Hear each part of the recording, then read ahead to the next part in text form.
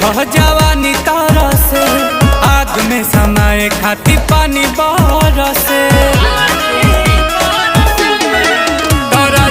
ভিতর পাইলে পুরো রেফ্রিজারেশন সিস্টেমের বায়ু শূন্য করার পদ্ধতিকে ভ্যাকুয়াম বলে। বুঝে গেল? ভ্যাকুয়াম করার জন্য আমাদেরকে ভ্যাকুয়াম পাম্প ব্যবহার করতে হবে। ভ্যাকুয়াম পাম্পের মাধ্যমে ভ্যাকুয়াম করার জন্য গেজ মিটার ব্যবহার করতে হবে। তাহলে ভালো করে দেখে নাও, গেজ মিটারের পাইপটা লাগিয়েছি কম্প্রেসারে আর গেজ মিটারের মিডিয়াল পাইপ লাগিয়েছি ভ্যাকুয়াম পাম্পে। এখন ডান দিকেরটা টাইট থাকবে, বাঁ দিকেরটা টাইট থাকবে, ভ্যাকুয়াম করে বাঁ দিকেরটা ঢিল করবে।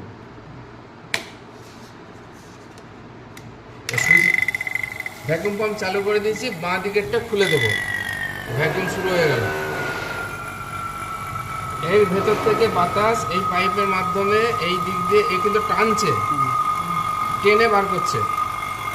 তাহলে এর ভেতর থেকে যদি বাতাস টানে, সেই বাতাসটা সাকশন দিয়ে টানছে, সাকশন দিয়ে টানলে কুলিং কয়েলে টানছে, কুলিং কয়েলে টানলে ক্যাপিলারি টানছে, ক্যাপিলারি টানলে এর ভেতর থেকে কন্ডেন্সারে টানছে।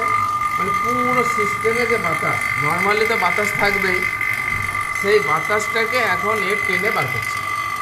কতক্ষণ করতে হবে? 30 মিনিট।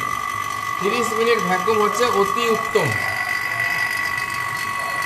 আমাদের বাতাসের সঙ্গে থাকে ময়েশ্চার, সেই ময়েশ্চারই হচ্ছে আমাদের সিস্টেমের ক্ষতিকারক। ঠিক আছে? বাতাস যদি থাকে গ্যাস ঠিকঠাক চলবে না, আর ময়েশ্চার যদি থাকে সিস্টেমের ভেতরটা চোকিং করবে। তাহলে এই হচ্ছে আমাদের অসুবিধা। তার জন্য এই ভ্যাকুয়াম পাম্পের মাধ্যমে যারা ভ্যাকুয়াম করে গ্যাস চার্জ করবে তাদের সাকসেসের হার 99%। ভ্যাকুয়াম পাম্প বাদ দিয়ে যারা গ্যাস চার্জ করবে সাকসেসের হার খুব কম।